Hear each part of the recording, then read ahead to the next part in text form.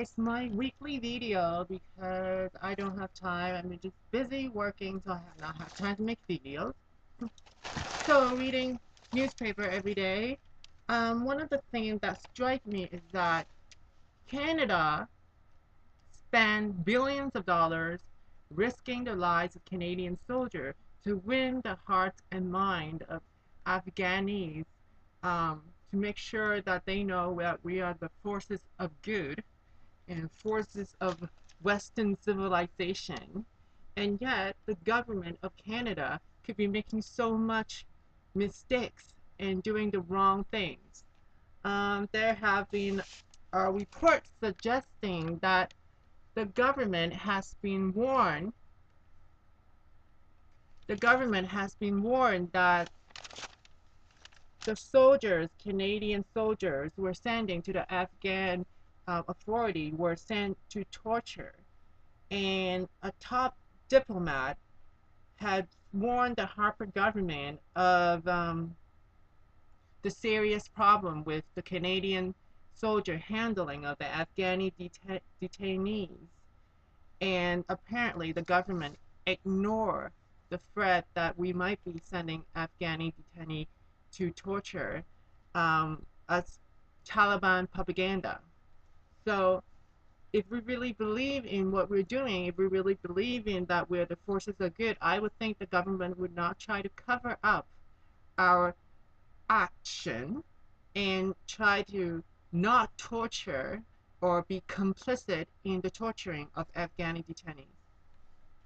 It seems that our government in Canada has a special um, soft spot for torturing um, people, or at least we seem to be able to reject reject the offer by President Obama to accept any Guantanamo Bay detainees to Canada. Although other countries, European country and Western country, has went to other places like Belgium and other European country, we sent their Guantanamo Bay detainees. Many of them are not even criminals. Many of the released Guantanamo Bay detainees, they are not they haven't been charged. They are just people who caught up with the war on terror. For example, the Chinese Uyghur detainees um, facing persecution in China. So Chinese threatened Canada to not take these detainees from Guantanamo Bay because the Chinese government would not like it. So we backed down. So it's very interesting that the Human Rights Watch group suggests that Canada is not lifting a finger on accepting some of the Guantanamo Bay detainees. And if we really want to show the Muslim country, if we really want to show the Afghanis that we are the forces of good, it would make sense for us to be able to say, hey, we are a country that do not accept torturing, no matter who you are.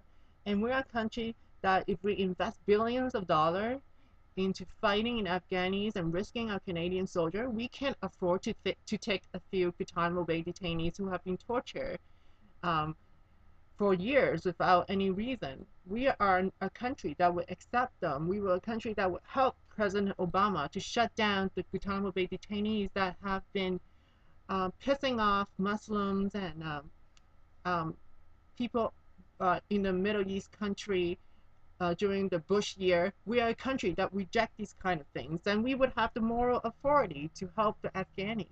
That would make sense to me if you're really interested in treating Afghanistan as a place where we're not just invading for our own interests, but really doing it for democracy and human rights.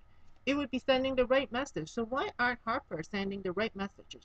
Why aren't he? Why isn't he taking the opportunity to tell Afghani that we treat everyone equal and we don't accept torturing?